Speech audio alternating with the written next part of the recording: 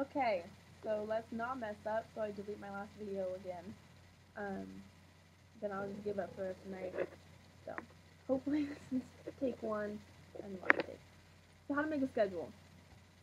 Um, I would say the most important thing for you to realize is that yes, high school started at 8, so you might think taking classes at 9 is like bomb, and you can still get out by 12, have the whole rest of the day for activities. But I will say that college is not high school. Duh. Um, you're not going to want to force yourself out of bed. If you are a morning person, where you don't have to convince yourself to wake up early and roll yourself out of bed, you actually enjoy getting up before dawn, God forbid. I am not like you. You wake up at like 8:30, I'm just assuming because you're a morning person. Um, then a 9 a.m. class would probably be fine. You might have to wake up like 15 minutes earlier than you used to, which isn't torture. Um, that would be good. You can still get your classes out of the way. I will say, if you are an afternoon person like me, don't sign up for a 9 a.m. class. You're gonna want to skip it, and every 2 classes that you skip, on average, you'll lose a whole letter grade. So 10 weeks, let's say it's a Monday, Wednesday, Friday class. Let's do some math, shall we?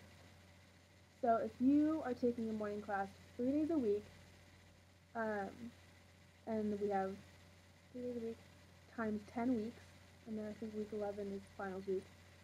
So that's 30 classes. So for every 2 that you miss, I guess I didn't need to calculate for that. For every 2 classes that you miss, you're gonna get a lower, a grade lower than you should, which kind of sucks. So you need to go to class. Let me tell you from personal experience, go to class. Your grades will fall whether you like it or not. I would know. So, um, people who want breaks during their day, if they have class at like 9 a.m. every single day, and then there's like a long break, and then you have class at like 2 and 3. That's very highly desirable for people who want a job, especially at the dining halls where they need employees for the lunch hours. Um, so that's what's something that a lot of people don't think about, because a lot of people just have morning classes or afternoon classes, and there's not really a line in between. So you will be sought out by dining hall if you choose to apply, which a lot of people actually do work at dining halls. So it is good for work. And then so you can have a contrast. You've got some classes in the morning, some classes in the afternoon. You know, it works for some people. And then if you're like me and you like to sleep in till 11:30 every single day and not have classes on Friday, yes, it can happen. And yes, I am a freshman. Um, then afternoon classes are really cool. My earliest class, Monday, Tuesday, Wednesday, Thursday, are at 2. And then I have Monday, Tuesday, Wednesday, Thursday at 4. So I have classes at 2 and at 4, and that's it. I don't have any classes on Friday. Um, and it's pretty nice. Even if I want to get up like really early at like 10, I can go work out, I can do my laundry, I can clean my room, I can do some extra homework that I didn't do the night before. Um, if you drink, you can kind of wear off your hangover. Um, Thursdays are the new Fridays. I'll let you know. Thursday. That's where a lot of the sororities and frats have their functions, lots of parties. I don't really go to those.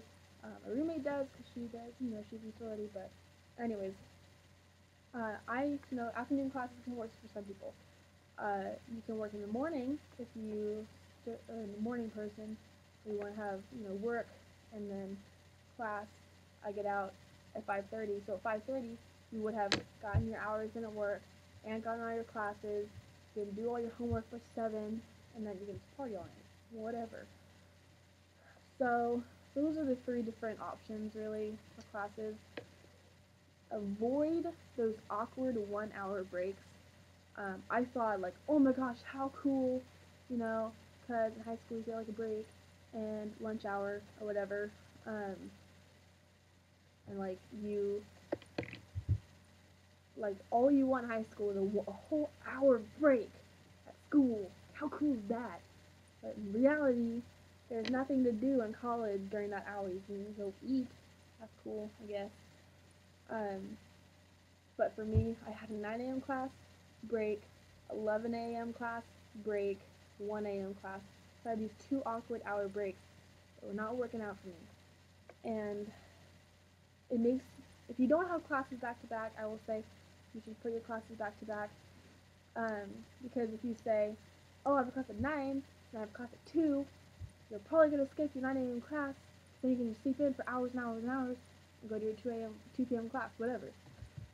It's just an excuse so that you can sleep in, and then again, your grades are at risk. So I would say put your classes back to back, probably 2, maybe 3 at most. Otherwise, you're going to have to bring a snacks class.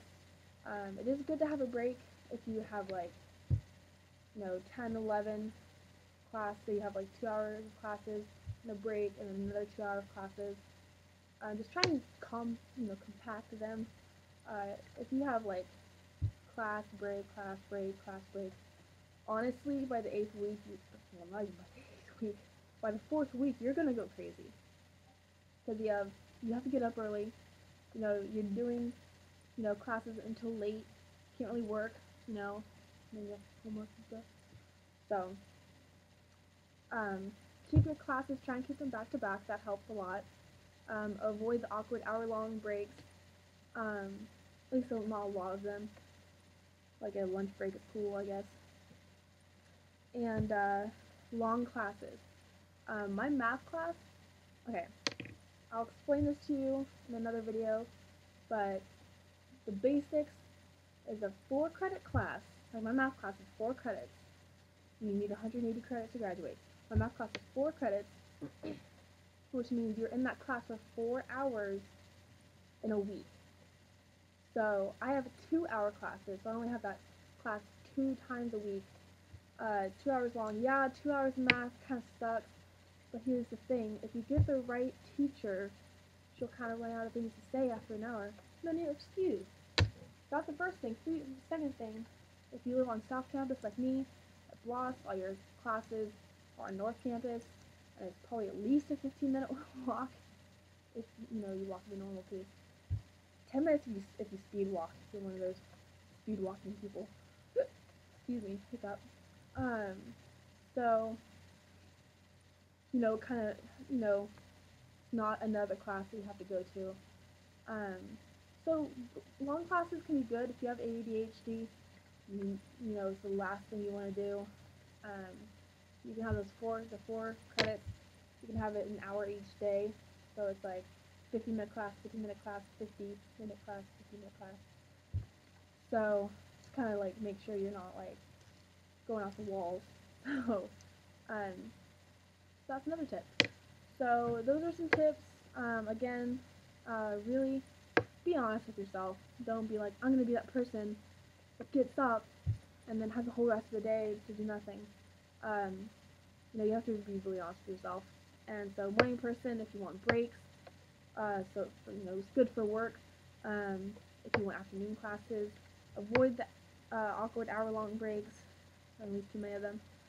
Long classes can be good, and classes back-to-back help motivate you to go to class. So those are my tips. If I think of anything more, I'll always have part 2. So, alright, bye.